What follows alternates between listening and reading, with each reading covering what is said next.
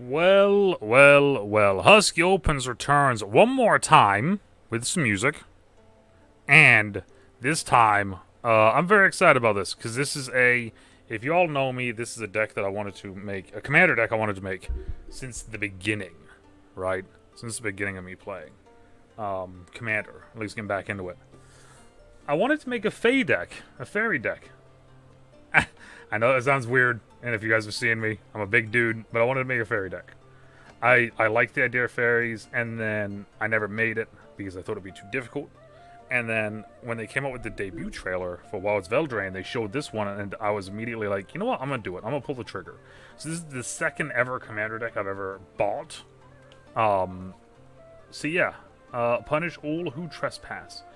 Battle your friends with powerful creatures, spells from an alliance with Tegwyll to enhance your fairy forces and replenish their numbers with card draw, amped up your fairy army's strength over time, and beguile your foes and overwhelm the board. Wielding charisma like a blade, Tegwyll sets his ambitions on the High Fae court. So that's, yeah. Like I said, I'm excited about this. This is one I've been waiting for. This is also different packaging than the last one I got, which is kind of interesting too. So, yeah.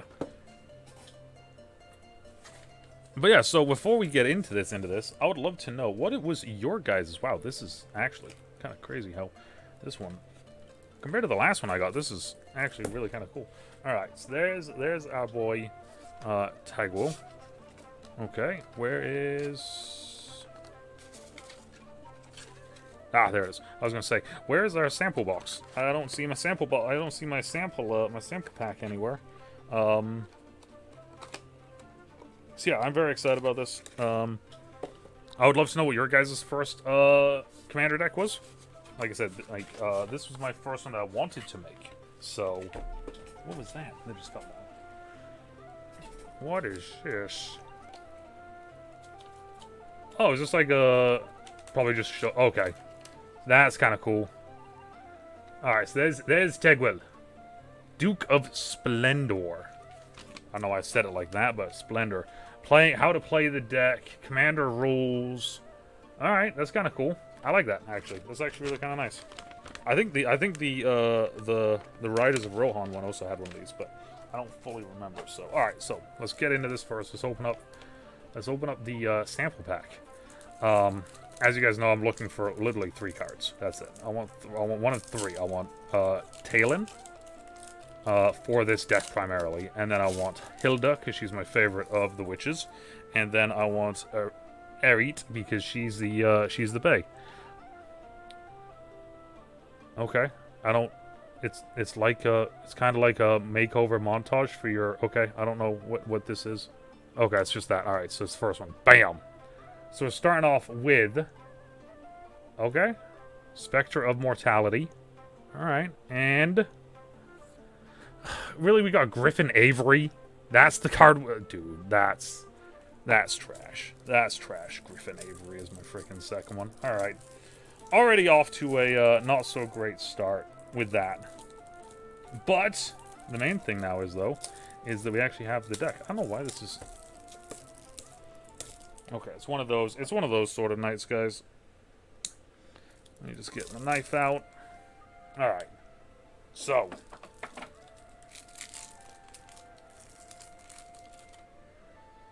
I'm going to break this into 2 parts. Okay, so. Let's go. Let's do this. Let's go. Bring this down a little bit for y'all. There we are. Okay, so. Tegwyll, Duke of Splendor. So that's the big card. Boom. Okay, so Fairy Noble, Flying Death Touch. Other fairies get +1/+1 whenever another fairy you control dies. Draw a card. Lose 1 life. I like it. It's one of the reasons this card and Alela, the Cunning Conqueror, are the reasons why I bought this one. Whenever you cast your first spell during each opponent's turn, create a 1/1 black fairy rogue. Whenever one or more fairies you control deal combat damage, go target creature that player controls. Kind of a nice little 1-2 punch right there. Archmage of Echoes. Okay. Whenever a fairy or wizard permanent Whenever you cast one, copy it. Oh. Oh. So some of these cards I knew were in here, and then some of these cards I don't know was in here. This is one I didn't know was in there, so that's kind of cool. Malleable Imposter, Fairy Shapeshifter. You may have this become a copy of an opponent of a creature that. Okay, that's kind of nutty. So before I can create a copy of an opponent's one. Flash Artifact. And in its battlefield during the declare attacker's step, you may reselect which player or permanent target attacking creature is attacking. It can attack its controller or their permanents. Okay, interesting. Shadow Puppeteers. Whenever in this battlefield, create 2 1/1 Black Fairy Rogue tokens with flying. Whenever a creature you control with flying attacks, you may have it become a red dragon. Wait, hold up a second. Wait, hold up a sec. Time out. Wait, what? Whenever a creature you control with flying attacks, you may have it become a red dragon with a base power of 4/4. In addition to its other colors and types. Okay, so even if I have it as even if I have like Tegwyll out with the fairy cards and I have fairy tokens, they become dragons, but they're still fair. Okay, that's wild. That's wild. Blightwind Bandit, Flying Death Touch. Whenever you cast your first spell during each opponent's turn, look at the top card of your library, exile it face down. You may play that card as long as it remains exiled, and mana of any type can be spent. Okay. Fairy Rogue, Fae Blade Crafter. 2/2, whenever one or more Faes you control deal combat damage to a player, put a 1/1 counter on this. When it dies, each opponent loses X life, and you gain X life where X is its power. Okay. Netting Nuisance. 3/1 flyer. Whenever one or more Faes you control deal combat damage to a player, that player creates a 4/2 red pirate creature token that says this creature can't attack. The token is goaded for the rest of the game. It attacks each combat if able and attacks the player other than you if able. Oh my lord. Alright, that's this is nasty, bro. This one's that's a nasty. Wow. Okay, Tegwyll's scoring. You may play this as long as you may cast this as low it had flash by tapping 3 untapped creatures you control with flying in addition to paying its other cost. Destroy all creatures. Create 3 1/1 black fairy rogue creature tokens with flying. Okay, so basically destroy the board, but then I get to make 3 tokens. Okay. Brazen Borrower, 3/1. Return target non-land permanent an opponent controls to its hand. Okay. And then flash it in, it can block only creatures with flying. Okay. So you can't just block anything. Dig through time. Look at the top 7 cards of your library, put 2 of them in your hand and the rest in the bottom of your library. Okay. Fairy Formation is a card I'm really happy is in this. It's literally... It's a 5/4, it's flying. Create a 1/1 blue fairy creature token with flying. Draw a card. I really like this card. I really like that card. Glen Elder Archmage, 2/2, persist. Whenever it dies, if it had no -1/-1 counters on it, return it. And then I can sacrifice it to counter a creature. Okay, so I can literally sacrifice it, counter target non-creature spell. It doesn't have persist, and now it comes back as a 1/1, and it still has the counter ability aspect of it. Okay, I like that. Why is there a Kraken horror in this? What? This spell can't be countered. It's a 7/8. Whenever you cast a spell, choose one. Return target spell you don't control to its owner's hand. Return target non-land permanent to its owner's hand. Wasn't expecting a Kraken horror in this. Not gonna lie. Illusionist Gambit. Cast a spell only during the declare blocker's step on an opponent's turn. Remove all attacking creatures from combat and untap them. After this phase, there's an additional combat phase. Each of those creatures attacks that combat if able. It can attack you or planeswalkers you control that combat. Okay, so someone attacks me. I remove all creatures from attacking. After that step, after that phase, there's an additional combat phase, and they have to attack someone that's not me. Okay. Midnight Clock. Yep, I know that one. I don't gotta read that. I'm only reading the cards I'm not 100% sure on. Midnight Clock I've known for a little while. Perplexing Test. Return all creature tokens to your owner's hands. Return all non-creature tokens to their owner's hands. Okay, that's a nice little. I kind of just get everything out of there. Reflections of Litjara from Kaldheim. Choose a creature type. Whenever you cast a spell of that type, copy that spell. All right. Boom. Scion of Una. Flash. Other fairies get +1/+1, and they have Shroud. They can't be the target of spells or abilities. Fairy Wizard. Sour of Temptation. 4/2/2, enters the battlefield. Gain control of target permanent for as long as this remains on the battlefield. Oh, I just get to steal some. I like it. I like it. I like it. Theoretical Duplication. Okay. Whenever a non-token creature enters the battlefield under an opponent's control this turn, create a token that's a copy of that creature. That's evil. That's evil. Choose a creature type. Destroy all creatures that aren't the chosen creature type. Love that. Nightmare Unmasking.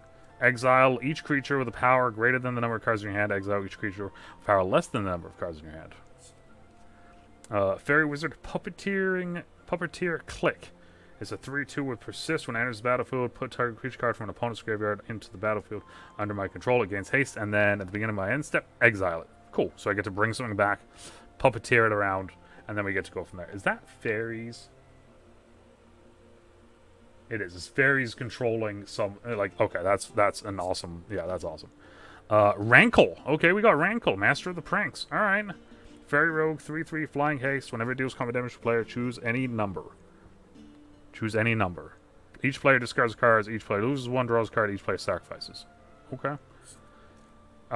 Thrilling Encore. Put onto the battlefield under your control all creatures in all graveyards that were put there from battle this turn. Nasty. Glen Eldra Liege.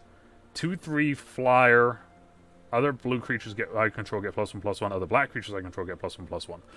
A lot of these cards is funny. I've been looking at other fairy cards to see what there is, and a lot of these cards are in that I've seen so far. A 1/6 Nimris. Una's Trickster. Flying Flash. Whenever you cast your first spell during each opponent's turn, look at the top 2 cards of your library. Put one of those cards into your hand and the other into your graveyard. Alright. Una. Queen of the Fae. The Fae Queen, baby. Flying. Choose a color. Target opponent exiles the top X cards of their library. For each card of the chosen color exiled by this way, create a 1/1. Fairy Rogue. Okay. So I can just if I get this correct, and like let's say I'm just playing someone that's running a monocolor deck, I can just flood the field. That's kind of nasty. Okay. Choked Estuary. So this is probably where the lands start coming in, right? Yep. So Choked Estuary. Comes into play, tap unless I reveal a swamp or island. Tap 1, swamp and island. Any color that is add 1 color of any color that a land of an opponent controls could produce. Interesting. I'm going to reveal a fairy card from my hand. And his battlefield unless I have 2 or more basic lands. And then we start getting into the basics of this. So we got Mocking Sprite. I'm not going to read all the abilities, but I'll just read off all the cards. Mocking Sprite, instance they cast, costs 1 less. Picklock Prankster. Spell Stutter, which is kind of funny because it's +2 plus an additional 1 for each fairy you control. So this card can get massive depending on how many I have. Ubra, Dreaming Duelist. I like it. I like it. Legendary. Spell Scorn Coven. Or Coven. However you spell it. However you pronounce that. I say Coven and then Coven, depending on the wording. Its controller may draw up to 2 cards at the beginning of the end step. After a counter, when this enters the battlefield, untap 2 lands. It's kind of nice. And then I got the rest of the deck here. Alright. Consider Distant Melody. Choose a creature type. Draw a card for each permanent of that type. Fact or Fiction. Fairy Seer. Frantic Search. Hypnotic Sprite. I like this because it has a counter spell in it. And then the creature. I like that. Keep Watch. Nightfall Sprite. Opt. Quickling. Reality Shift. Renaissance Mission. Whenever a creature deals combat damage to a player, you might draw a card. Okay. Return to a creature, draw a card. Return them to their owner's hands. Return it to owner's hands. Untap stuff. Destroy target on black. I lose a life. Not a fan of that last part. Halo Forager. Arcane Signet. Dimir Signet. Fellwell Stone. Mind Stone. Soul Ring. Shocking. Talisman of Dominance. Wayfarer's Bauble. And now we're starting to get into Yep, the basic lands. I do like the Faerie Conclave, how it can become a fairy. What was the other one? Bog. And it's battle for exile target player's graveyard. Oh, okay. Give me your Aqueduct, Myriad Land, Path of Ancestry. Add 1 mana of that when that mana is spent to cast a creature spell that shares that, scry 1. Oh, okay, that's kind of cool. Activate only if I control a swamp. Activate only if you control 5 or more lands, and then islands, swamps, and then we get the tokens. We get the Fairy Rogues. Fairy Rogues on my turn. Alright, so here's the question. Here's the question for everybody, right?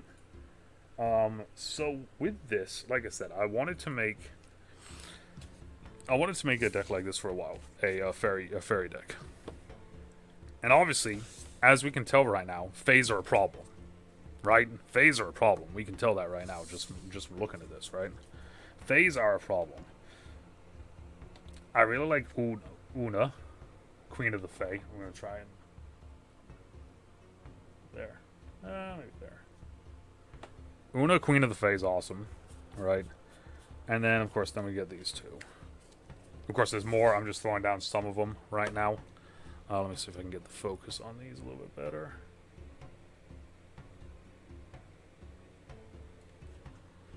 Sometimes getting this to cooperate is not the easiest of things, unfortunately. Alright. There. Okay, so we got Tegwyll, we got Una, we got Alela, Trickster's a nice one. Nice one. Of course, I'm just throwing down the ones that I know of and I personally like. Where was the